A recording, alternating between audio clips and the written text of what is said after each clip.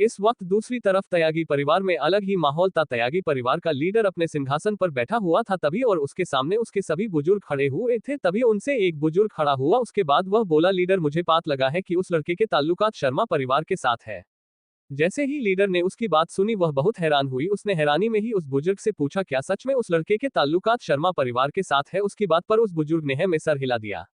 जैसे ही उसने जान कि आर्यन की ताल्लुकात शर्मा परिवार के साथ था तो वह सोच में पड़ गया, क्योंकि शर्मा परिवार कोई ऐसा परिवार नहीं था जिसे वह नाराज कर सकता हो। अगर परिवार की बात किया जाए तो शर्मा परिवार सिंह परिवार के बाद दुनिया का सबसे बड़ा परिवार था। उसका ताल्लुक बर्फ बिजली के साथ था, वह तो अलग ही था। तभी उसने कहा कि अभी तक शर्मा परिवार के तरफ से कोई भी कदम तज्जे गया है? उसकी बात पर एक बुजुर्ग बोले, मही इक्वल्स राज, अभी तक शर्मा परिवार ने आज तक सू लड़के के किसी भी लड़ाई में आगे नहीं आया है, न ही उसके साथ।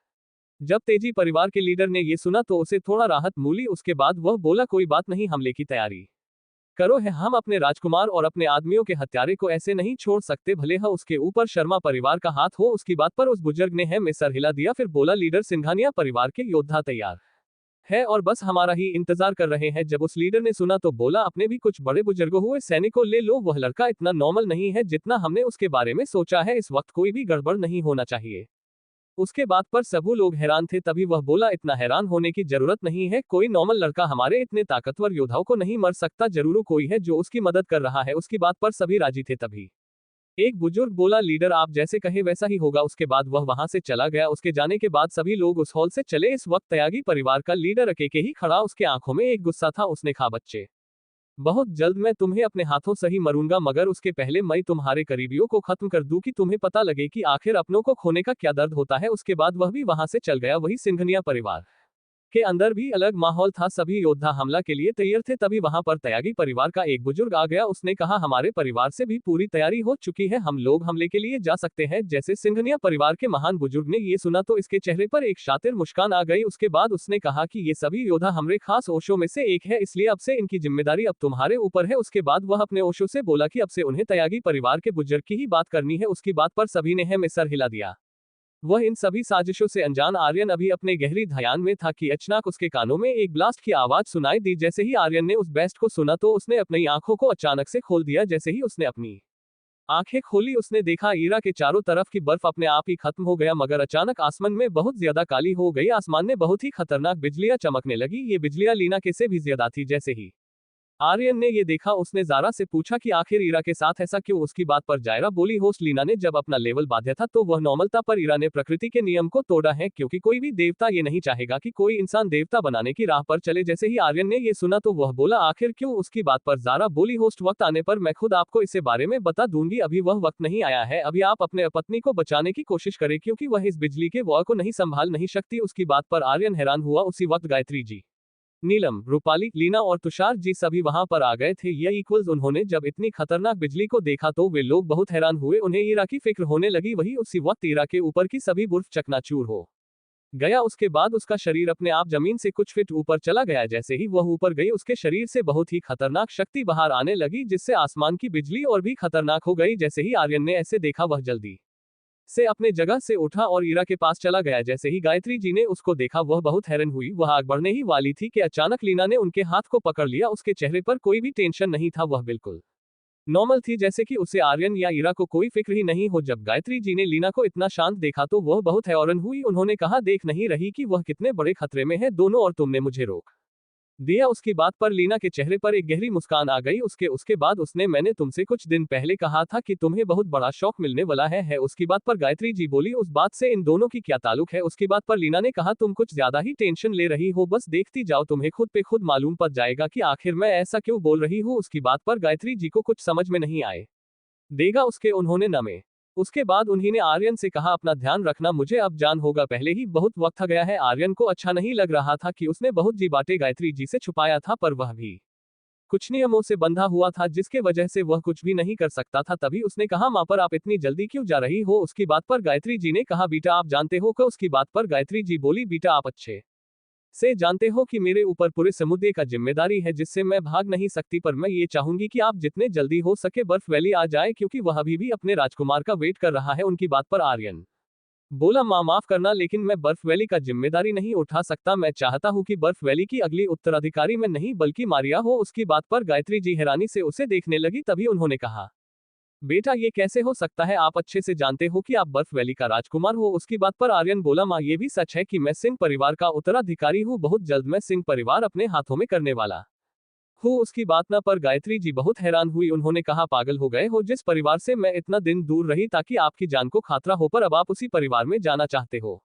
उनकी बात पर आर्यन बोला, माँ मैं चाह के भी अपने जिम्मेदारी से नहीं भाग सकता, क्योंकि यह जिम्मेदारी मुझे खुद पापा ने दिया है। जैसे ही गायत्री जी ने आर्यन में मुंह से उसके पापा के बारे में सुना तो वह बहुत हैरान हुई। उसके साथ साथ उनके चेहरे पर भी एक अलग सा भाव था। उन्होंने पूछा, तुम्हारे पिता तुमसे मिले थे? उसकी बात पर आर्यन बोला, नहीं वह मुझसे मिले नहीं थे, पर उन्होंने एक रिकॉर्डिंग क्रिस्टल में मैसेज दिया था। जैसे ही गायत्री जी ने आर्यन की बात सुनी, उन्होंने अपने आंखों को बंद कर लिया। उसके बाद उन्होंने अपने आंखों को दोबारा खोला। उसके बाद उन्होंने आर्यन से ज्यादा सवाल नहीं किया, सिर्फ इतना पूछा कि इसमें तुम्हारा साथ कौन देने वाला है? उनकी बात पर आर्यन बोला, इसमें मेरा साथ पापा के 9वें कमांडर अतुल जी मेरा साथ देने वाले हैं। जैसे ही गायत्री जी ने उसकी बात सुनी तो वह बोली, वह सिर्फ अकेला है कि उसके साथ उसकी पूरी सेना है? उनकी बात पर आर्यन बोले, उसके साथ उनका पूरी सेना है। उसने शुरू से सभी बातों को बता दिया कि वे आर्यन को कैसे मिले थे। जैसे ही गायत्री जी ने आर्यन की बात सुनी तो उसके चेहरे पर एक मुस्कान थी, एक इस बात की कि आर्यन इस वक्त खतरे में नहीं था, वही दूसरी की उनके पति अभी जिंदा था, साथ होकर भी एक दूसरे के खिलाफ थे।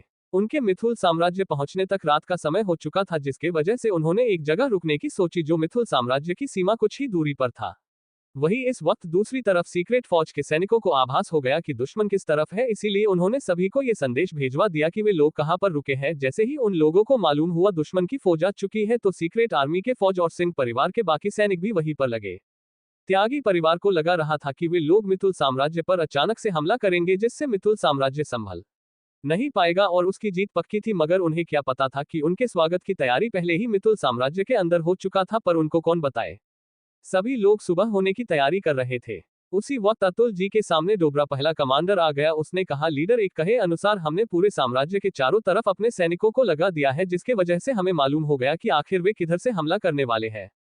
उसी वक्त अतुल जी के सामने डोबरा पहला कमांडर आ गया। उसने कहा, लीडर एक कहे अनुसार हमने पूरे साम्राज्य के चारों तरफ अपने सैनिकों को लगा दिया है, जिसके वजह से हमें मालूम हो गया कि आखिर वे किधर से हमला करने वाले हैं। जैसे ही अतुल ही ने पहले कमांडर की बात सुनी तो वह बोले, तुमने अच्छा किया। उसके बाद उन्होंने कहा, जहां तक मैं सिंघनिया परिवार के बारे में जानता हूं, वह जरूर पीछे हटने की कोशिश करेंगे, तो तुम अपने सैनिकों को पीछे भी लगा देना। जैसे ही कमांडर ने अतुल जी की बात सुनी तो वह बोला, ठीक है लीडर। इसके बाद वह वहां से चला गया। उसने अतुल जी के कहे अनुसार अपने सैनिकों को चारों तरफ सेट कर दिया, बस उन लोगों के हमले का इंतजार कर रहा था। वही इन सभी बातों से अनजान त्यागी परिवार और सिंघनिया परिवार के लीडर अपने अपने पालन बनाने में लगे हुए थे। तभी त्यागी परिवार के कमांडर ने कहा, हम पहले आने आम सैनिकों को भेजना चाहिए, जिससे हमें उनकी ताकत जा पाता चल जाएगा। उस हिसाब से अब अपनी प्लान को बना सकते हैं हमले के लिए। उसकी बात पर सिंघनिया परिवार के लीडर ने भी है में सर हिला दिया। दोनों बात कर रहे थे, उसी वक्त उसके समूह में एक काठा कपड़े वाला अडम्मी शामिल हो गया। उसने ये काम इतने शांति से किया था कि किसी को मालूम नहीं चला। जैसे ही वह आदमी उस समूह में शामिल हुआ, उसने अपने आप को त्यागी परिवार के रूप में ढल लिया। उसके बाद वह उन दोनों की बातें सुनाने लगा, लेकिन जैसे ही उसने उनकी बातें सुनी उसके चेहरे पर एक मुस्कान आ गई, लेकिन उसने अपने आप को संभला। फिर वह शांति से वहां से निकल गया, जिससे किसी को मालूम भी नहीं पड़ा। वह सीधा सीक्रेट फौज के चैम्बर में चला गया। उसके बाद वह पहले कमांडर के पास चला गया। उसे देखते ही पहला कमांडर बोला, कुछ मालूम हुआ उसके बारे में? उसकी बात पर वह आदमी बोला, कमांडर वे लोग पहले अपने नॉर्मल योद्धाओं को भेजेंगे, जिससे कि उन्हें हमारी ताकत का पता चल सके। उसकी बात पर पहले कमांडर के चेहरे पर भी एक शातिर मुस्कान आ गई। उसके बाद उसने कहा, जाकर तैयारी करो। उसके बाद वह बोला, अपने जितने भी कमजोर सैनिक हैं उन्हें ही भेजना, पहले मैं भी देखता हूँ वो लोग कैसी चल चलते हैं। उसके ऐसे कहते ही वह आदमी वाहन से चल गया। उसके जाने के बाद कमांडर बोला, आज बहुत साल हो गए हैं सिंह परिवार को किसी को बर्बाद किए हुए। लगता है कि सिंह परिवार का दर खत्म होने लाग है, अब दर को दोबारा बनाना होगा। उसके बाद उसके चेहरे पर भी मुस्कान आ गई। उसके बाद ही वह भी वहां से चला गया। अगली सुबह जैसे सूर्योदय हुआ, आसपास की शक्तियों में बहुत ज्यादा दबाव फैल गया था। किसी को समझ में नहीं आ रहा था कि आखिर ये हो क्या रहे हैं। जितने भी आम इंसान थे सभी को ये सलाह दे दिया गया कि कोई भी आज अपने घर से बाहर न निकले। साम्राज्य पर हमला हुआ है, पर किसी को टेंशन लेने की जरूरत नहीं है। जैसे ही आम लोगों ने ये सुना तो उन्होंने राहत की सांस ली। उसके बाद सभी गरुड़ सैनिक पूरे साम्राज्य में फैलाना शुरू हो गए, ताकि किसी भी परिवार में कोई हलचल न ही। साम्राज्य की हर चौकी की यह सलाह दे दोहा गया था कि वह आम लोगों को संभले और ये देखे कि को बड़ा समूह, ये बड़ा परिवार अपने है से बाहर न जाए। उन सभी बातों की जिम्मेदारी गरुड़ सेना की थी। शाही सेना ने अभी अपनी कमान संभाला और गरुड़ सेना की मदद करने लगे। वही इस वक्त बॉर्डर पर सभी दिनों सेना आमने सामने आ गई थी। तभी त्यागी परिवार के लीडर ने कहा, अगर तुम लोग अपनी सलामती चाहते हो तो हमारे सामने अपने घुटने टेक दो, हम तुम्हें माफ कर देंगे, नहीं तो तुम सोच भी नहीं सकते तुम लोगी के साथ क्या होने वाला है। उसकी बात पर दूसरे और तीसरे कमांडर के चेहरे पर शैतानी मुस्कान आ गई। उन्होंने कहा, अच्छा ये ने है, जानते ही नहीं थे कि त्यागी परिवार इतना ताकतवर ही गया है, उससे ज्यादा तो सिंघानिया परिवार गिरा हुआ है, जो अपने ही राजकुमारी के ससुराल पर ही हमला कर दिया। कोई न, हम भी खातिरदारी करना अच्छे से जानते हैं। उसकी बात पर से सिर्फ त्यागी परिवार ही नहीं बल्कि खुद सिंघानिया परिवार के योद्धा हैरान थे। उन्हें समझ ने नहीं आ रहा था कि आखिर उसने कैसे मालूम हुआ कि यहाँ पर सिंघानिया परिवार के सैनिक भी है। सिंघानिया परिवार के कमांडर त्यागी परिवार के कमांडर की तरफ देखने लगा। जन त्यागी परिवार के कमांडर ने सिंघानिया परिवार का कमांडर उसे घूर रहा है तो वह बोला, मैंने कुछ नहीं किया है और न ही मुझे मालूम है कि आखिर उन्हें जैसे मालूम है। उसकी बात पर सिंघानिया परिवार के योद्धाओं को विश्वास नहीं हो रहा था कि त्यागी परिवार ने उसके साथ धोखा नहीं दिया है, क्योंकि सिर्फ उन्हें ही मालूम था कि वे लोग आ रहे, यह ऐसे कैसे उसकी बात बाहर आ सकती थी। जब त्यागी परिवार के लीडर ने ये देखा कि सिंघानिया परिवार के को उन पर विश्वास नहीं कर पा रहे हैं तो वह बोला, देखो उन्होंने किसी तरफ मालूम कर लिया होगा और इससे हम लोगों को तोड़ना चाहते हैं ताकि हम लोग आपस में ही लड़ने लगे। आए यू लग बिना लड़े ही अपनी लड़ाई जीत सके। जब सिंघानिया परिवार के कमांडर ने उसकी बात सुनी तो वह बोला, अगर मुझे मालूम हो गया कि उन सभी में हमारे बारे में त्यागी परिवार में द्वारा संदेश दिया गया है तो त्यागी परिवार किया अच्छा नहीं होगा। उसकी बात पर त्यागी परिवार के लीडर ने अपने दांतों को पिसा, उसके बाद उसने हाँ में हिला दिया जिससे सभी तैयार हो गए। उसके बाद दोनों ने अपने अपने सैनिकों को हमला करने का इशारा कर दिया। उसके बाद पर लीडर ने है में सर हिला दिया। वही वक्त तीजी परिवार का भी वही हाल था। इस वक्त उनके लीडर के शेर से बहुत ही खतरनाक शक्तियां निकल रही थी। तभी उसने सामने वाले आदमी से पूछा कि तुम्हारे कहना है कि हमारे सैनिक उस लड़के के डब कोड़ी के फौज के सामने अपने सर को झुका रहे थे। उसकी बात पर वह बुजुर्ग बोला, जी लीडर मैंने देखा है, यही नहीं उन्होंने अपने कमांडर को कैद कर लिया है। जैसे ही उसने ये सुना तो उसका गुस्सा अपने आप से बाहर हो गया। अभी वह गुस्से में ही था कि तभी वहां पर बूढ़ा इंसान आ गया। उसका ओहदा त्यागी परिवार ने बहुत ज्यादा था। उसके आते ही लीडर भी खड़ा हो गया। उससे कहा, महान बुजुर्ग आप यहाँ। उसकी बात पर महान बुजुर्ग बोला, क्या मैं नहीं हो सकता क्या। उसकी बात पर लीडर ने अपने गले के पानी को अपने ही अंदर घोंट लिया, क्योंकि असल बात ये थी कि त्यागी परिवार के महान बुजुर्ग से पूरे त्यागी परिवार डरता था, यहाँ तक कि खुद लीडर भी डरत था। जैसे ही लीडर ने उसे देखा तो वह पूछा, महान बुजुर्ग मेरा कहना ये नहीं था, मैं बोले रहा था आप बता देते मैं खुद आ जाता। उसकी बात पर महान बुजुर्ग बोला, तुम अगर इतने लायक होते तो मुझे नहीं आना होता, ये सभी तुम्हारी गलती है। तुमने आज तक मेरे पोते का बदला नहीं लिया। आज के बाद इस दुनिया में हमारे परिवार ने जो भी डर बनाया था तुम्हारे वजह से खत्म हो गया। तुमसे एक मामूली लड़का भी नहीं संभाला जा रहा है।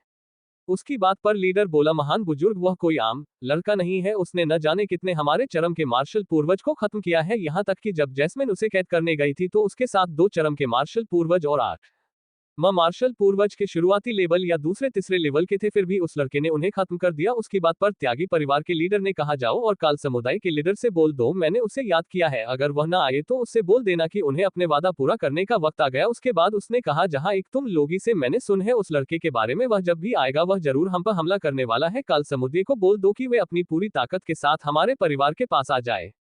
उसकी बात पर त्यागी परिवार के लीडर ने कहा, जाओ और काल समुदाय के लीडर से बोल दो मैंने उसे याद किया है, अगर वह ना आए तो उससे बोल देना कि उन्हें अपने वादा पूरा करने का वक्त आ गया। उसके बाद उसने कहा, जहां एक तुम लोगी से मैंने सुन है उस लड़के के बारे में, वह जब भी आएगा वह जरूर हम पर हमला करने वाला है। काल समुदाय को बोल दो कि वे अपनी पूरी ताकत के साथ हमारे परिवार के पास आ जाए।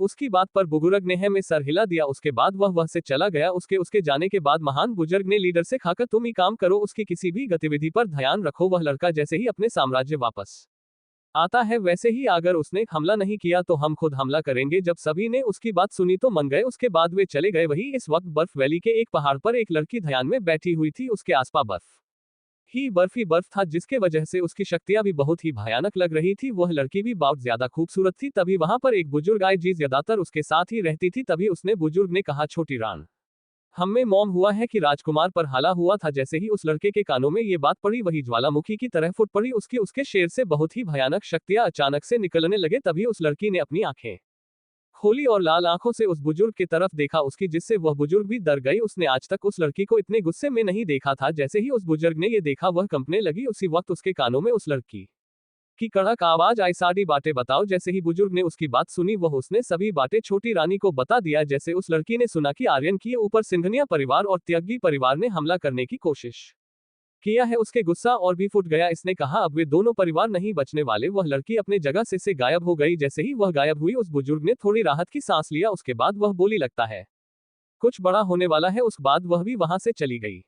वही वह लड़की वहां से सीधे एक बहुत ही आलिशान महल लेकिन बर्फ से ढका हुआ था उसके पास पहुंच गई। उसके बाद वह जल्दी से अंदर चली गई। जैसे ही वह अंदर गई उसने देखा कि एक बहुत ही खूबसूरत औरत अपने सिंहासन पर बैठी हुई थी जिसके सामने दो बुजुर्ग कड़ी कुछ बात कर रही थी। तभी वह लड़की अपनी पैर पटकती हुई उसके पास पहुंच गई। जैसे वह लड़की उसके पास पहुंची उसने कहा, माँ क्या आपको फर्क नहीं पड़ रहा कि उन लोगों ने आर्यन के ऊपर हमला किया है और आप आराम से यहाँ पर बैठी हुई हो।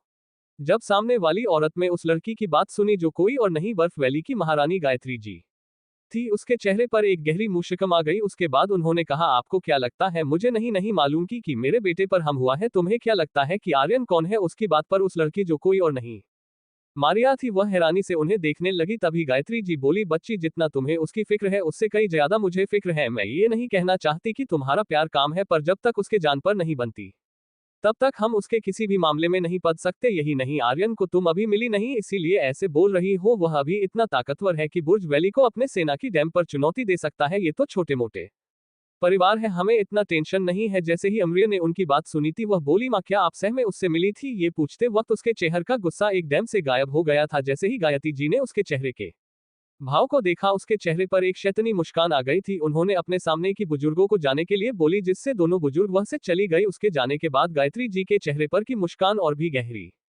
हो गई। उन्होंने तो इतने गुस्से में थी जैसे आज सिंघनिया और त्यागी परिवार को बर्बाद करके ही मोनोगी। अभी क्या हुआ कि हमारी महारानी इतनी शांत हो गई? जैसे ही मारिया ने उसकी बात सुनी तो उसे कोई भी फर्क नहीं पड़ा क्योंकि उसे अब गायत्री जी के मजाक की आदत हो गई थी। उसने दोबारा पूछा, क्या आप सच में आर्यन से मिली थी? उसने कहा, क्या बात, वह कैसे है? जब गायत्री ने मारिया की बात सुनी तो उनके चेहरे की मुस्कान और भी गहरी हो गई क्योंकि मारिया ने वही सवाल पूछा था जिस सवाल को आर्यन ने पूछा था। उसके बाद उन्होंने कहा, वह बिल्कुल ठीक है, बहुत ही जल्द आपसे मिलने वाला है। जैसे ही मारिया ने उसकी बात सुनी वह बहुत ज्यादा हैरान हुई।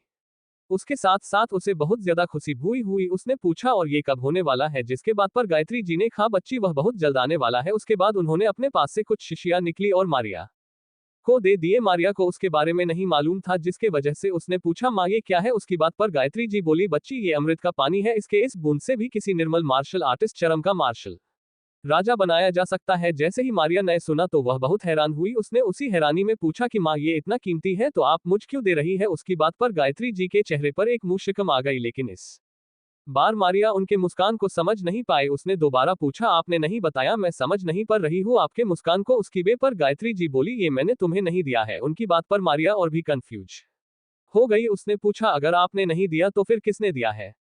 उसकी बात पर गायत्री जी बोली, इसे आर्यन ने तुम्हारे लेके भेजा है ताकि तुम अपनी ताकत और भी तेजी से बढ़ा सको, ताकि तुम उसके बाकी के पत्नियों से पीछे ना रह जाओ। जब मारिया ने उनकी बात सुनी तो वह बहुत ज्यादा खुश हो गई। उसने जड़ी से उस शीशी को ले लिया। उसके बाद वह बोली, माँ आपका बहुत बहुत शुक्रिया। जब गायत्री जी ने उसकी बात सुनी थी वह बोली, तुम्हें शुक्रिया किसी और को बोलना चाहिए। जब मारिया ने उसकी बात सुनी तो वह ज्यादा देर तक वहां पर नहीं रुक पाई, वह जल्दी से वहां से भाग गई।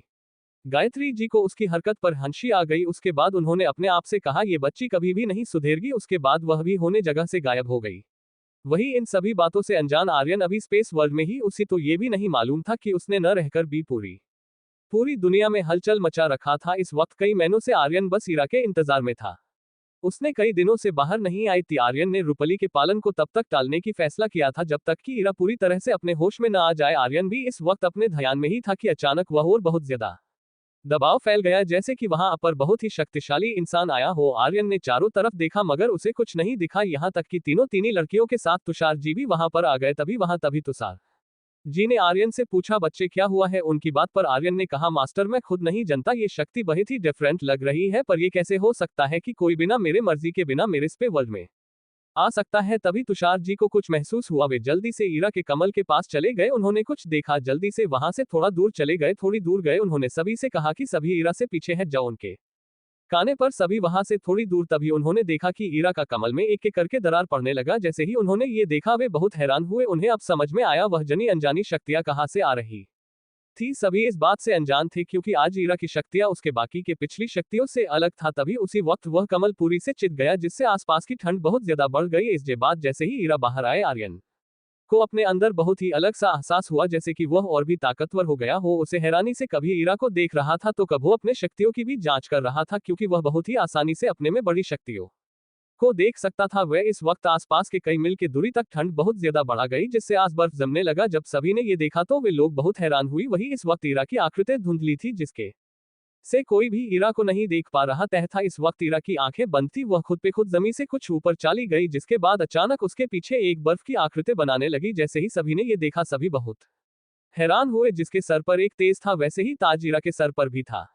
जैसे लग रहा था कि ईरा और वह बर्फ की आकृति दोनों सेम ही हो। तभी उसी वक्त ईरा ने अपनी आंखों को खोली। इस वक्त ईरा के आंखों में नीली और बहुत ही ठंडी रोशनी थी। तभी ईरा ने अपने आप को संभाला, उसके बाद उसने अपने आप को संभाला, फिर दोबारा अपनी आंखों को बंद किया। इस वक्त ईरा दूसरे स्तर की मार्शल आर्ट बन चुकी थी। जब आर्यन और तुषार जी ने उसकी शक्तियों को देखा तो वे लोग बहुत हैरान हुई। उन्होंने हैरानी में ही एक दूसरे के तरफ देखा।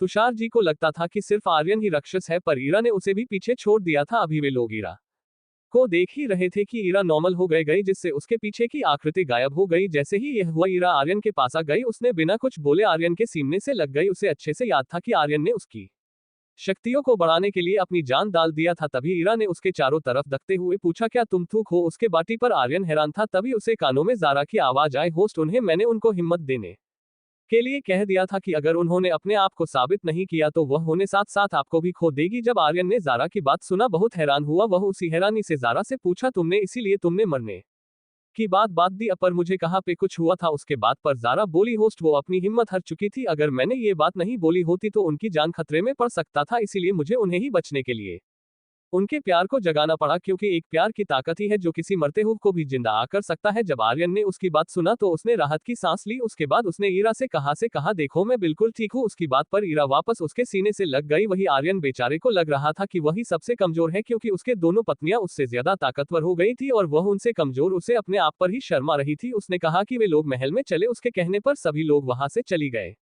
वही उसके कहने पर सभी लोग महल में आ गया। उसके बाद आर्यन ने ईरा से कहा कि अब वह वेट करे, हम लोग जा रहे हैं। उसके चक्कर में लोग पहले ही बहुत देर कर चुके थे, अब वे लोग ज्यादा देर नहीं रुक सकते थे, जिसके वजह से उसने कहा अब तुम वेट करो, क्योंकि आज के बाद वह रूपाली के लोक लिए निकलने वाले हैं। उसकी बात पर सभी ने हाँ में सर हिला दिया। जिसके बाद आर्यन ने रूपाली से कहा, हाँ लोग मायावी जानके के लिए अभी ही निकलने वाले हैं। उसकी बात पर रूपाली ने भी हाँ में सर हिला दिया। वह तो पहले से ही तैयार, तो तभी वह वहां से चली गई।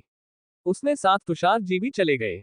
उनके बाद आर्यन ने ज़रा और लीना के तरफ देखा। उसके चेहरे पर एक मुस्कान थी। जब दोनों लड़कियों ने आर्यन चेहरे के मुस्कान देखी तो दोनों समझ गो कि आर्यन के दिमाग में कुछ उल्टा सीधा चल रहा है। जैसे ही वह दोनों लड़कियों के पास गया तो वह उन देनी ने उसके पेट में एक घुसा मार दिया। जैसे ही वही नीलम जी अभी अभी आई थी, उसने जब ये देखा तो उसे कसके हंसने लगी। उसके बाद तीनों के चेहरे पर मुस्कान आ गई। जब आर्यन ने ये देखा तो वह बहुत हैरान हुआ, क्योंकि कि लड़कियां एक दूसरे को देखना भी नहीं चाहती थी, वह एक दूसरे से को देखना भी नहीं चाहती थी। नीलम और इरा के बीच तो अलग ही दुश्मनी थी। आर्यन के कभी कभी लगता था कि वह कैसे दोनों को संभालेगा, लेकिन इस वक्त उनको देखकर आर्यन के चेहरे पर भी के मुस्कान आ है, क्योंकि उसे अच्छा कहा कि उसकी सभी पत्नियां एक दूसरे के साथ अच्छे से मिलकर रह रही है। जब उन तीनों ने आर्यन को हंसते हुए देखा तो उन्हें समझने नहीं आया कि आखिर आर्यन क्यों हंस रहा है। तभी उन्होंने आर्यन ने पूछा, तुम क्यों हंस रहे हो? उसकी बात पर आर्यन उसके तरफ बढ़ने लगा। जैसे ही वह आगे बढ़ा तीनों लड़कियां वहां से बह गई। आर्यन के चेहरे पर यूं देखाकर मुस्कान आ गई। मुझे कंट्रोल कर सकती है, उसकी बेटी पर ज़ारा बोली। होस्ट उसके पास डिवाइन बॉडी हो? उसके बाद पर आर्यन ने उससे से कहा, ये डिवाइन बॉडी क्या होता है? उसकी बात पर ज़ारा अभी कुछ बोलने ही वाली थी कि उस लेक ने आर्यन को गुस्से में देखा तो बोला, बच्चे मैं तुम्हें जाने दे सकता हूं, पर तुम्हें इन दोनों सुंदरियों को हमरे साथ छोड़ना होगा। उसकी बात पर आर्यन का उसे बढ़ता ही जा रहा। वही लीना और रूपली का भी वही हल था। तभी आर्यन का भाव अचानक से बदल गया। जब लीना ने उसके चेहरे के भाव देखा तो समझ गई कि अब कुछ भी नहीं हो सकता। जब भी आर्यन के चेहरे के भाव ऐसे होते हैं तब वे कुछ न कुछ खरनाक करता है। उसके बाद लीना और रूपली भी पीछे हो गई। वे लोग आर्यन की ठंडी शक्तियों को महसूस कर सकती थी। जैसे ही आर्यन आगे बढ़ा तभी वह लड़का जो लीना और रूपाली के बारे में बोले रहा था वह थोड़ा पीछे हट गया। उसे आर्यन से एक अलग ही बीवी आ रही थी। तभी आर्यन ने उससे कहा, तुम्हें लगता है कि तुम बहुत ही समझदार हो, चलो आज तुम्हारे समझदारी है ताकत को भी देख लिया जाए। मैंने पहले ही तुम लोगों को चेताया था कि तुम मुझसे मत भिड़ो, मगर तुम्हें मुझसे भिड़ना था। तभी आर्यन के अंदर से बहुत ही खतरनाक शक्तियां बहाया आने लगे। आर्यन अचानक से अपने जगह से गायब हो गए। किसी को कुछ समझ ही नहीं आए कि आखिर हुआ क्या। तभी उन्होंने कहा, देखो इस वक्त मेरे पास इतना वक्त नहीं है कि तुम लोगों के साथ खेलूं, तो चलो आज के लिए अब अलविदा। उसके बाद उसने अपने भक्कचर की शक्तियां निकली। अचानक से उस लड़के पास प्रकट हो गया ही वह लड़का वह से भागने वाला था कि अचानक आर्यन ने उसके गले को पकड़ किया। उसके बाद वह बोला, तुम भाग क्यों रहे हो? तुम तो अभी ये लड़कियां नहीं चाहिए। उसकी बात पर वह लड़का गुस्से में बोला, तुम अभी जानते नहीं कि तुम सिम्बवारी शहर के योंग मास्टर को परेशान कर रहे हो। अगर तुमने मुझे कुछ किया तो तुम अपने साथ साथ इस लड़की के जान को भी खतरे में डाल देंगे। जैसे ही आर्यन ने उसकी बात सुनी तो उसके चेहरे पर एक मुस्कान आ गई। उसके बाद वह बोला, तुम मेरी सुनता न करो, अगर तुम्हारे परिवार तो क्या तुम्हारे शहर ने कुछ करने की हिम्मत की तो मैं उस पूरे शहर को शमशान में बदल दूंगा। जैसे ही उस लड़के ने आर्यन की बात सुनी तो वह हैरानी से आर्यन को देखने लगा, फिर उसके चेहरे पर शैतानी मुस्कान आ गई।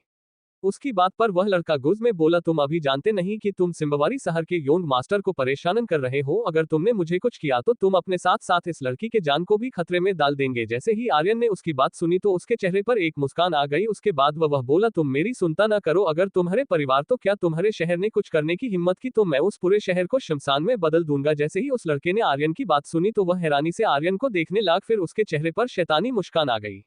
उसने कहा, लड़के तुम्हें लगता है कि तुम जो चाहो कर सकते हो। उसकी बात पर आर्यन ने कहा, कितनी बार बोलूं कि तुम मेरी छोड़ो, अपनी फिक्र करो, अभी तुम्हारे साथ क्या होने वाला है तुम सोच भी नहीं सकते। जैसे ही उस लड़के ने आर्यन की आंखों में इतनी भयानक भाव देखा तो वह थोड़ा डर गया। उसने अपने साथ के बुजुर्गों से कहा, तुम्हें समझ में नहीं आ रहा, तुम लोग देख क्या रहे हो, इस लड़के के मरने के बाद सब हमरा होगा, ये दोनों जादुई कालीन भी। जैसे ही आर्यन ने उसके मुंह से दोबारा ये वर्ड सुना तो उसका गुस्सा बढ़ गया। उसने अपने शक्तियों को बाहर निकलना शुरू कर दिया। जैसे ही उन लोगों ने आर्यन की शक्तियों को देखा वे लोग थोड़ा डर गए, क्योंकि आर्यन की शक्तियों का भी वे लोग अंदाजा नहीं लगा सकते थे। वही लीना आसपास देख रही थी, क्योंकि उसे जो शक्ति महसूस हुआ वह ये लोग बिल्कुल नहीं थे। वह आसपास देख ही रही थी कि तभी वह पर एक और बुजुर्ग आया। उसने कहा, देखिए आप जो भी है कृपया राजकुमार को माफ कर दे, वह बच्चा है जिसके वजह से उनसे गलती हो गया, वो नहीं जानते कि आप कौन है। उसकी बात पर आर्यन के चेहरे पर एक शैतानी मुस्कान आ गई। उसने कहा, ये बात है तो तुम्हें तो मालूम है ना कि ये मैं कौन हूं, तो फिर तुमने इन्हें क्यों नहीं रोका। जब उस बुजुर्ग ने आर्यन की बात सुनी तो वह समझ गया कि वे लग पहले से जानते हैं कि वही उनका पीछा कर रहा था। तभी उस बुजुर्ग ने कहा, बच्चे देखो, आखिरी बार बोल रहा हूं कि राजकुमार को छोड़ दो, नहीं तो तुम्हारे साथ क्या होगा तुम सोच भी नहीं सकते। उसकी बात पर आर्यन के चेहरे और भी डेविल मुस्कान आ गई। उसने कहा, ये बात है। उसके बाद उसने अपने आंख में भक्कचार की शक्तियां भरना शुरू आकर दिया। जैसे ही उस बुजुर्ग ने ये देखा वह बहुत हैरान हुआ। सभी की तरह पहले को किसी को समझ में नहीं आया कि आखिर क्या हुआ था। तभी आर्यन ने अपने शक्तियों को और भी ज्यादा बाहर करना शुरू कर दिया, जिससे वह लड़का पूरी तरह से भागछाड़ की शक्तियों से भर गया, जिससे वह कुछ में पल में धूल बन गया। जैसे ही आसपास के लोगों ने उसकी हालत देखा तो वे लोग डर से कंप गए। सभी आर्यन से कुछ कुछ पीछे हट गए। जब जैसे ही उस बुजुर्ग ने आर्यन की हरकत को देखा तो उसके गुस्से का कोई भी सीमा नहीं थी। उसने कहा, बच्चे तुम नहीं जानते कि तुमने किसको मारा है। उसके बाद उस बुजुर्ग ने होने भी अपनी शक्तियों को आजाद कर दिया, जिससे के पीछे एक पत्थर की मूर्ति आ गया। जैसे ही याने उसकी शक्ति को देखा उसके चेहरे की स्माइल और भी गहरी हो गई। उसने कहा, लगता है तुम्हें भी लड़ने का शौक है, चलो तुम्हारे शौक को भी पूरा कर देता हूँ। उसके बाद उसने अपनी शक्तियों का भी उसे नहू किया। वह उस बुजुर्ग की तरफ तेजी से बढ़ गया, लेकिन जैसे ही उस बुजुर्ग ने आर्यन को अपने तरफ आते हुए देखा वह जल्दी से अपने जगह से गायब हो गया। तभी वह बुजुर्ग आर्यन से कुछ दूर पर प्रकट हुआ। तभी आर्यन ने देखा कि उसके चेहरे पर एक मुस्कान आ गई। जैसे ही वह दोबारा भगा वह बुजुर्ग वह से भाग जा रहा था। आर्यन बार बार ऐसे ही उसके पीछे भाग रहा था। लीना को समझ में नहीं आ रहा था कि आखिर आर्यन ऐसे उसके पीछे क्यों भाग है। तभी उसने आर्यन से कहा, आर्यन उसके पास स्पेस की शक्ति है। आर्यन उसके बात पर मुस्कुरा, जैसे कि उसे पहले से मालूम होकर उसके पास कौन सी शक्ति है। आर्यन ने उससे कहा, कोई ना, बस देखती जाओ। उसके बाद आर्यन अपने जगह पर रुक गया। तभी आर्यन ने अपनी शक्तियों को फैलाना शुरू कर किया, लेकिन इस बार भक्कचाड़ की शक्तियों के साथ साथ ब्लैक होल की शक्तियां भी थी। आर्यन ने लीना और रूपली के चारों तरफ अपने भक्षण की शक्तियों का सुरक्षा कवच बना दिए। जैसे ही आर्यन ने ये किया उसके बाद आसपास की शक्तियों में बहुत ज्यादा हलचल मचने लगी। यही नहीं, आसपास का सके भी टूटने आगा। पहले उस बुजुर्ग लगा था कि आर्यन ने थककर अपनी आंखों को बंद किया है, पर उसे अब समझ में आया कि आखिर आर्यन ने अपनी आंखों को बंद क्यों किया था। वह कुछ करने ही वाला था, अचानक भक्षण की शक्तियों ने उसे पूरी तरह से घेर लिए और ब्लैक होल की शक्तियों ने उसके रखा को भी नहीं छोड़ा। जैसे ही आसपास के योद्धाओं ने ये सब देखा उनकी रूह तक कांप गई, क्योंकि आज तक उन्होंने इतने खतरनाक और खूंखार इंसान को नहीं देखा। तभी आर्यन ने उसके तरफ भी देखा। उसके बाद वह बोला, मैंने पहले कहा था मुझसे दूर रही, लेकिन तुम लोग ही मुझे उकसाने में लगे हुए थे, तो अब भुगतो। जैसे ही उन्होंने आर्यन की बात सुनी तो वे बोले, मास्टर हमें माफ कर दे, हम लोग मामूली योद्धा है, हमें जो भी करने को कहा जाता है हम बस वही करते हैं। जब आर्यन ने उसकी बात सुनी तो बोला, कोई बात नहीं, आज मैं तुम लोगों को आजाद करता ही, आज के बाद तुम कभी भी किसी के दबाव में कोई भी गलत काम नहीं करोगे। जब उन लोगों ने उसकी बात सुनी तो वे बोले, शुक्रिया मास्टर। जैसे ही आर्यन ने उनकी बात सुनी तो वह बोला, मुझे इतने जल्दी शुक्रिया मत बोलो। जैसे ही उन लोगों ने आर्यन की बात सुना तो उन्हें समझ में नहीं आए कि आखिर आर्यन कहना क्या चाहता है। जैसे ही वे लोग जाने के लिए मुड़े वैसे ही आर्यन ने अपने शक्तियों को आजाद कर दिया, जिससे आसपास की शक्तियों में बहुत ज्यादा हलचल मचा गई। जिसके बाद उन्होंने देखा कि आर्यन के चेहरे पर इस वक्त एक शैतानी मुस्कान है। जैसे ही उस वक्त थी जब आर्यन ने उस बुजुर्ग और राजकुमार को मारा था। जैसे ही उन्होंने देखा तो वे लोग भागने लगे, लेकिन आर्यन ने अपने आंखों से बात देखा, जिससे आसपास की शक्तियों में हलचल मच गई। उसके बाद वे सभी लोग धूल में बदल गए। उनको मारने में बाद जैसे ही आर्यन पीछे मुड़ा, दोनों लड़कियां उसे हैरानी से देख रही थी क्योंकि आर्यन दिन पे दिन और भी खूंखार होता का रहा था। जैसे ही आर्यन दिनों लड़कियों के पास पहुंचा तभी लीना ने उससे पूछा, इतना खूंखार होने की जरूरत नहीं थी, तुम एक बार में उन लोगों को मार सकते थे। जैसे ही आर्यन ने लीना की बात सुनी तो वह बोला, अभी तू पूरी पिक्चर बाकी है, आगे आगे देखो क्या होता है। इसके बाद आर्यन उस शहर में अंदर जाने लगा। दोनों लड़कियों ने भी आर्यन का पीछा किया। जैसे ही वे लोग अंदर आए आर्यन सीधा राजपाल के हवेली तरफ जाने लगा। तभी आर्यन रुका और एक आदमी से पूछा, किनखाई राजपाल की हवेली कहाँ पर रहता है उसकी बात। पर उस आदमी में आर्यन को रास्ता बता दिया। जैसे ही आर्यन ने सुना वह राजपाल की हवेली की तरफ जाने लगा। लीना उसकी हरकत से समझ गई कि वह क्या करने वाला है, इसीलिए वह जल्दी से आगे बढ़ी। उसके बाद उसने आर्यन से कहा को हमें इस वक्त ये सब करने का कोई भी फायदा नहीं है। जैसे जैसे ही आर्यन ने उसकी बात सुनी तो वह बोली, देखो आज हमारे साथ हुआ है, हम ताकतवर थे तो बच गए, नहीं तो आज हमारे साथ कुछ भी हो सकता था। ना जाने इन्हों के कितने मालूम लोगों की जिंदगियों को बर्बाद किया होगा। आज वही वक्त बदलने वाला है, आज ये लोग खुद बर्बाद होने वाले हैं। ये कहते वक्त आर्यन के चेहरे पर एक खतरनाक मुस्कान थी। जैसे लीना ने उसकी बात सुनी हो वह समझ गई कि अब आर्यन को कोई भी नहीं रोक सकता। वह भी पीछे हट है। आर्यन सीधा राजपाल के महल के ऊपर पहुंच गया और उस महल के ऊपर तैरने लगा। जैसे ही आसपास के लोगों ने यूं देखा तो वे लोग बहुत हैरान हुए क्योंकि आज पहली बार था कि राजपाल के महल के पास कोई बिना उसके पूछे उड़ रहा था। नहीं तो कोई भी हो महल के आसपास भी नहीं भटकते थे। सभी जानते थे कि राजपाल कितना ज्यादा भयानक था। जैसे ही आर्यन वह पहुंचा तभी महल के अंदर से बहुत ही खतरनाक शक्ति बाहर आने लगी। तभी उसमें से एक आदमी निकला जिसके पीछे कई सारे लोग थे। तभी उस आदमी ने आर्यन से पूछा, बच्चे क्या तुम्हारी दिमाग खराब है जो मेरे महल के सामने आए? क्या यहाँ पर नए हो क्या? इस शहर ने आने से पहले तुम्हें इस शहर के नियम को जान लेना चाहिए। जब आर्यन ने उसकी बात सुनी तो उसने उसके बकवास का कोई भी जवाब नहीं दिया। उसके बाद वह बोला, क्या तुम ही हो इस शहर के राजपाल? उसकी बात पर राजपाल बहुत हैरान हुआ। उसने उसी हैरानी में सर हिला दिए। जब आर्यन ने उसके मुंह से सुना कि वही राजपाल है तो उसके गुस्सा फूटने लगा। तभी आर्यन ने कहा, आज मैंने अभी थोड़ी देर पहले ही तुम्हारे बेटे को मारा है, वो भी तड़पा कर, और तुम अपने ही बेटे के कातिल से इतने आराम से बात कर रहे हो। जैसे ही राजपाल ने ये सुना तो उसका गुस्सा फूट पड़ा। उसने कहा, काया सच में तुमने हमारे बेटे को मार दिया है? जैसे ही आर्यन ने उसकी बात सुनी तो वह बोला, तुम्हें क्या लगता है मैं तुम लोगों से यहाँ पर मजाक करने आया हूँ? वो की बात पर राजपाल का पारा चढ़ गए। जैसे ही राजपाल ने कुछ करने की कोशिश की तभी एक बुजुर्ग हुए बोला, क्या मैं ये जान सकता हूँ कि अपने हमरे यंग मास्टर को क्यों मारा? उसकी बात पर आर्यन को जवाब देने का मन तो नहीं था पर वह बोला, बस दिल ने चाहा उसे मर दिया। अब तुम लोगों के साथ खेलने का जी कर रहा है, अब तुम लोगों के साथ खेलूंगा। उसकी बात पर वह बुजुर्ग को भी गुस्सा आ रहा था। उसने कहा, बच्चे तुम नहीं जानते कि तुम त्यागी परिवार के सामने खड़े हो। हमारा परिवार कोई आम परिवार नहीं है जो तुम ऐसे डंकियां दे रहे हो। आज मैं तुमको अद देता हूँ, तुम आज बचकर यह नहीं जा सकते। जैसे ही आर्यन ने उसकी बात सुनी तो उसके चेहरे पर एक मुस्कान आ गई। उसने कहा, अच्छा ये बात पर कोई न, छोटे छोटे शहरों में बड़े बड़े लोग होते हैं, मैंने आज तक सुना था, आज देख भी लिया। उसकी बात पर वह बुजुर्ग बोला, बच्चे हम लोग जितना शार्ट होने की कोशिश कर रहे हैं, बच्चे तुम हमें उतना ही उकसा रहे हो। ये तुम्हारे लिए और तुम्हारे साथियों के लिए सही नहीं है। जैसे ही आर्यन ने सुना कि वे लोग त्यागी परिवार से है वैसे ही आर्यन ज के चेहरे ओ के भाग बदल गए। उसने कहा, अच्छा हुआ कि तुमने बता दिया कि तुम त्यागी परिवार से हो। जैसे ही उस बुजुर्ग ने उसकी बात सुनी तो उसके चेहरे पर के शैतानी मुस्कान आ गई। उसके बाद उसने कहा, बच्चे मैं जानता था तुम यही कहोगे मगर अब बहुत देर हो चुकी है, अब तुम नहीं बचने वाले। उनकी बात पर आर्यन के चेहरे पर एक गहरी मुस्कान आ गई। उसने कहा, अच्छा ये बात चलो ये भी देख लेते हैं। तभी उसने उनका मजाक उड़ते हुए बोला, हुआ है एक असार जागने को, मेरी अब बारी का लड़ने को। तुमको लगता है को तुम ही महाबली, पर यह पर महाबली आर्यन आया है कुछ करने को। जब लीना और रूपाली ने आर्यन की टूटी फूटी सारी सुनी तो उनको हंसी आ गई। तभी रूपाली ने लीना से कहा, मालकिन मुझे लगता है कि मास्टर डायलॉग मार रहे, लगता है जैसे कॉमेडी कर रहे हैं। गुस्से में उसकी बात लीना ने बस मुस्कुरा दिया, फिर बोली, छोड़ो बस मजे लो, लड़ाई का आज ऐसे देखे हुए एक अरसा हुआ है, आर्यन को देखे। उसकी बात पर रूपाली लीना को हैरानी से देखने लगी। तभी वह बोली, मालिक आप जानती हो इसमें मास्टर को खतरा भी हो सकता है। जैसे ही लीना ने उसकी बात सुनी तो वह बोली, तुम्हें लगता है इनमें से कोई आर्यन लिए खतरा बन सकता है? अगर उसकी शक्ति या कंट्रोल से बाहर हो गई तो वह लेवल 3 के मार्शल लॉर्ड से भी लड़ सकता है। जब रूपाली में उसकी बात सुनी तो वह हैरानी से लीना को देखने लगी। उसने सुना क्या था, देखा भी था कि आर्यन अपने से कुछ ऊपर की शक्ति से लड़ सकता था, लेकिन उतना ऊपर ये नामुमकिन था। कहने ने तो ये सिर्फ 3 स्टेज था पर वही जानती थी कि उसमें कितना बड़ा फर्क था। वही जैसे ही आर्यन ने अपनी शायरी बंद की राजपाल बोला, बच्चे लगता है कि तुम्हें शायरी करने का बहुत शौक है, चलो हम तुम्हारी ही शौक भी पूरा कर देंगे, आज से तुम हमारे कैद में रहोगे। उसके बाद पर आर्यन की मुस्कान बढ़ गई। उसने कहा, और मुझे लगता है कि राजपाल को सिर्फ बकवास करना ही आता है। जैसे ही राजपाल ने आर्यन की बात सुनी तो वह बोला, बच्चे तुमने अपनी हद को पूरा कर दिया, जय अब हमें हद को भी देखो। उसके बाद उसने अपने 2 बुजुर्गों की तरफ देखा जिससे वे लोग आर्यन पे हमला करने के लिए तैयार होने लगे। उन्होंने अपने शक्तियों को बाहर निकाला और शैतानी मुस्कान से आर्यन की तरफ देखने लगे। वही जब आर्यन ने ये देखा तो उसकी मुस्कान आने भयानक होने लगी। वहां वैसे ही खड़ा रहा, उसने अपने अपने पत्थर वाले कोर को एक्टिव कर दिया जिससे उसके हाथ हल्के पत्थर के जैसे होने लगे। जैसे ही वह बुजुर्ग आर्यन के पास आए तभी आर्यन ने उस पर हमला कर दिया। आर्यन इस वक्त इतना तेज था कि किसी को समझ में ही नहीं आया कि सबसे ज्यादा उस बुजुर्ग को अपने अपने पत्थर वाले कोर को एक्टिव कर दिया जिससे उसके हाथ हल्के पत्थर के जैसे होने लगे। जैसे ही वह बुजुर्ग आर्यन के पास आए तभी आर्यन ने उस पर हमला कर दिया। आर्यन इस वक्त इतना तेज था कि किसी को समझ में ही नहीं आया कि सबसे ज्यादा उस बुजुर्ग को, उस बेचारपे को समझ में ही नहीं आया कि आखिर अभी उसके साथ हुआ क्या। तभी उसे अपने नीचे कुछ महसूस, हाँ उसने जब देखा तो उसका कोर बर्बाद हो चुका था। जैसे उस बुजुर्ग ने ये देखा इसके बॉडी उसके मुंह से खून आने लाग, उसके बाद वह बेहोश हो गया।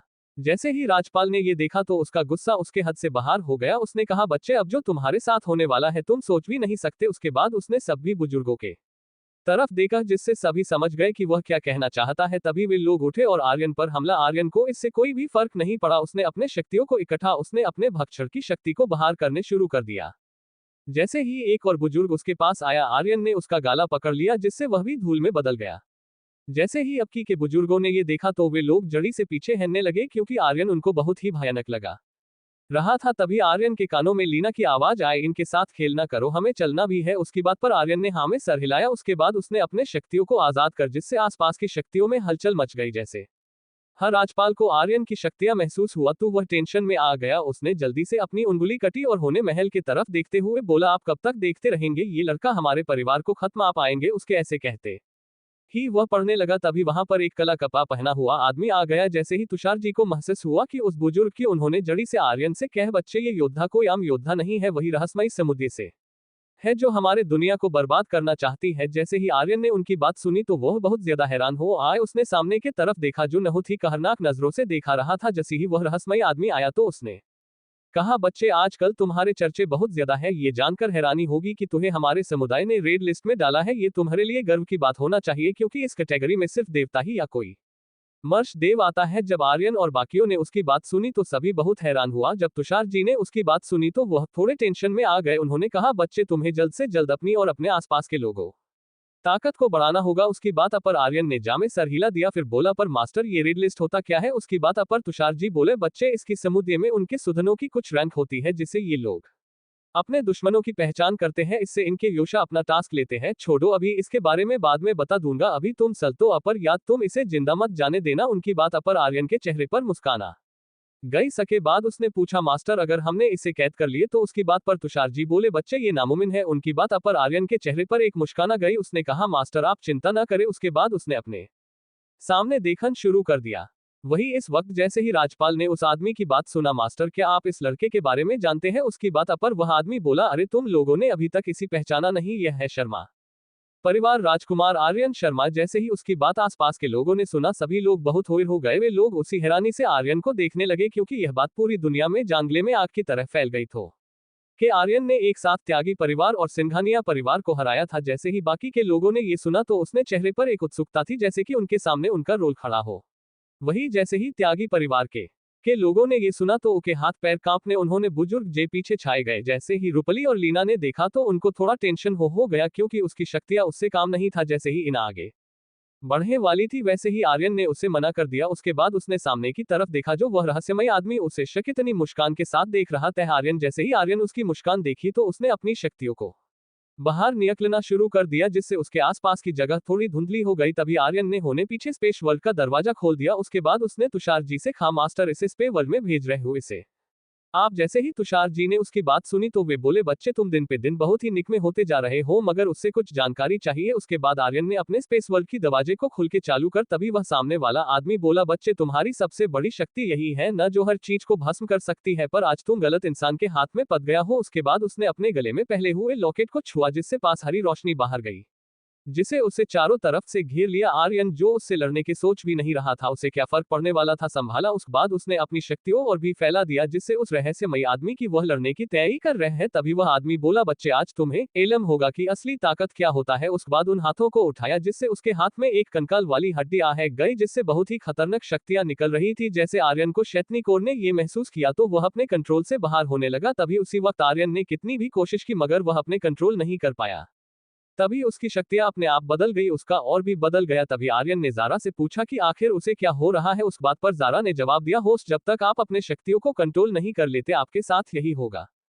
इसीलिए जितना जल्दी हो सके आपको शक्तियों को कंट्रोल करना होगा। उसकी बात पर आर्यन ने में सर हिलाया। तभी उसने दोबारा अपने आप को कंट्रोल किया। उसके बाद उसने सामने के तरफ देखते हुए कहा, मुझे लगता है कि तुम सिर्फ दिखावा ही कर सकते हो, हमला करने की हिम्मत तो नहीं तुम्हारे अंदर। जैसे ही उस आदमी ने उसकी बात सुनी वह शांति से बोला, बच्चे, अक्की टेक्निक है सामने वाले दुश्मन को बलि करना ताकि वह गुस्से में कोई गलत कदम उठा ले और तुम उसके उस गलत कदम का फायदा उठा सको, पर तुमने जगह गलत चुना है। ये सब करने के लिए उसके बाद उसने अपने शक्तियों से बहुत ज्यादा दबाव फैलाया। उसके बाद वह तेजी से आर्यन के तरफ आया। ये देखकर आर्यन के चेहरे पर एक मुस्कान आ गई। वह यही तो चाहता था, पर जब से आदमी ने आर्यन की मुस्कान देखी तो वह समझ गया कि वहां पर कुछ गलत है। पर जब तक वह कुछ कर पता वह आर्यन के पास पहुंच चुका था। जैसे ही आर्यन के एक दम करीब आए आर्यन के चेहरे पर एक शैतानी मुस्कान आ गई। उसके बाद वह जल्दी से अपने जगह से हट गया, जिससे वह आदमी अपने आप को संभल नहीं पाए और सीधे स्पेस वर्ल्ड में चला गया। जब सभी लोगों ने अचानक इस आदमी को गायब होते देखा तो वे लोग बहुत आयरन हुए। वही ये सब जैसे ही त्यागी परिवार ले लोगों ने देखा, डर से उनकी हालत खराब हो गई। तभी अयन ने कहा, चलो अब बहुत हो गया खेल, अब तुम लोगों का खेल खत्म करने आ गया। जैसे ही राजपाल ने ये सुना तो वह अपने घुटने पर आ गया। तभी उसने कहा, यंग मास्टर, आपकी हमसे क्या दुश्मनी, आप जो चाहे करे, बस हमें छोड़ दे, हम तो बस साइड परिवार से है, आपकी दुश्मनी तो मुख्य परिवार से है, हमने तो किया है। जब आर्यन ने उसकी बात सुनी तो वह बोला, तुम्हें मालूम है मुझे मुख्य या साइड परिवार से फर्क नहीं पड़ता, बस मुझे त्यागी परिवार से फर्क। मैंने अपने आप से ये वादा किया है कि जब भी कोई त्यागी परिवार का सदस्य मेरे सामने आया वह उसका आखिरी दिन होगा। ये लड़ाई तुम लोगों ने शुरू किया है, अब ये लड़ाई पूरे त्यागी परिवार के बर्बादी के साथ ही खत्म होगी।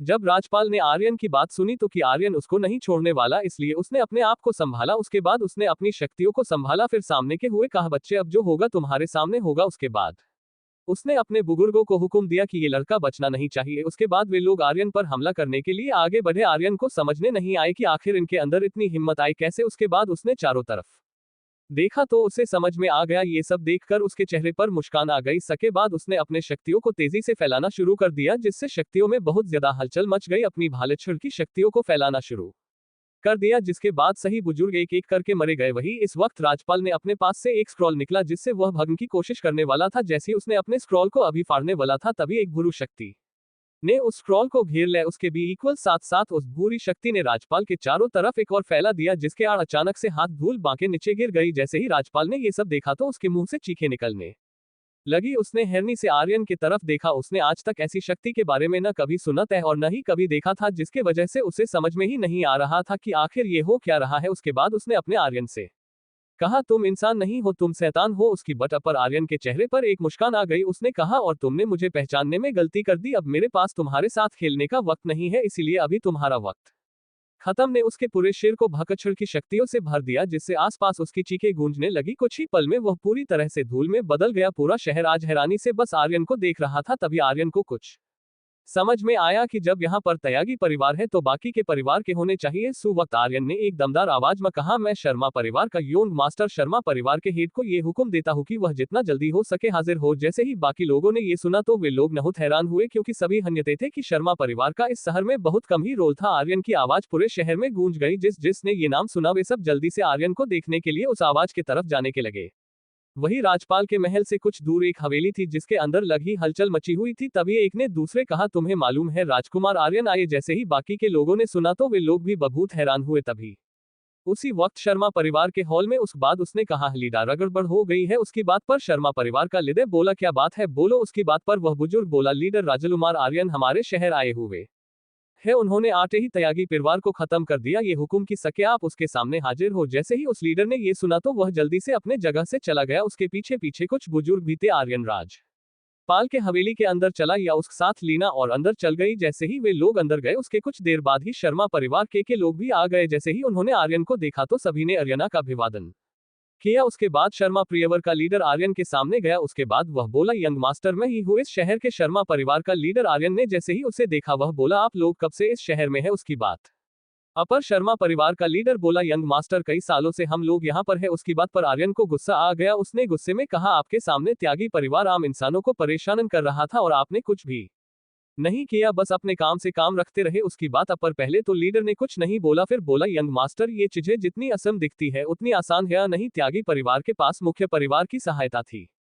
वे जब भी चाहते थे मुखिया परिवार के योद्धा हाजिर हो जाते थे, मगर हमने कई बार कोशिश की, यहाँ तक कि आहे बताने की कोशिश भी की, मगर मुख्य परिवार से कोई भी नहीं आया। आज आप पहली बार आए हैं यहाँ पर, उसकी बात से आर्यन बहुत हैरान हुआ। उसने पूछा क्या आपने आजाद जी से बात की? उसकी बात पर लीडर बोला नहीं मास्टर, हम कभी भी उनसे मिल भी नहीं। जब अभी हम में से कोई बभी जाता है उसे नीची नजरों से देखा जाता है, यहाँ तक कि उसकी कोई भी बात भी नहीं सुनी। जब आर्यन ने उसकी सुनी तो वह हैरानी से उसे देखने लगा। तभी उसने पूछा आपकी सुना? तो वह बोला आपकी किससे बात हुई थी? शर्मा परिवार में। उसकी बात पर वह बोला यंग मास्टर, हमारी बात बुजुर्ग सिद्धार्थ शर्मा से हुई थी। उन्होंने हमें कभी भी लीडर से मिलने नहीं दिया। वे कहते हैं कि हैं लोग लीडर से मिलने के लायक नहीं है। जब लीडर ने खुद माना किया हम लोगों से मिलने के लिए, जिसके वजह से हम लोगों ने त्यागी परिवार के मामले में पढ़ना छोड़ दिया और वे लोग भी हमारे मामले में नहीं पढ़ते थे।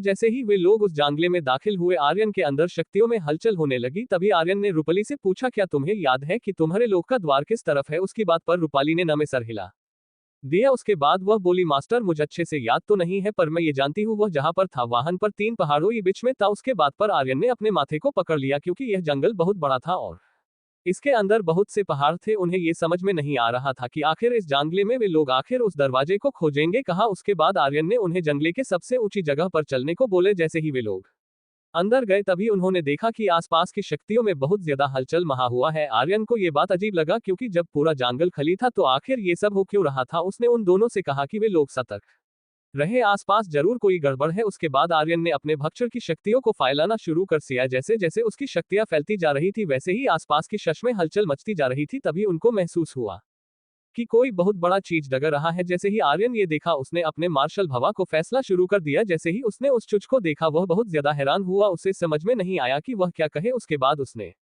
अपने आप को संभला। उसके बाद उसने लीना और रूपली से कहा कि आज पास एक बहुत ही बड़ा सांप है जिसका लंबाई लगभग 100 मीटर के करीब है।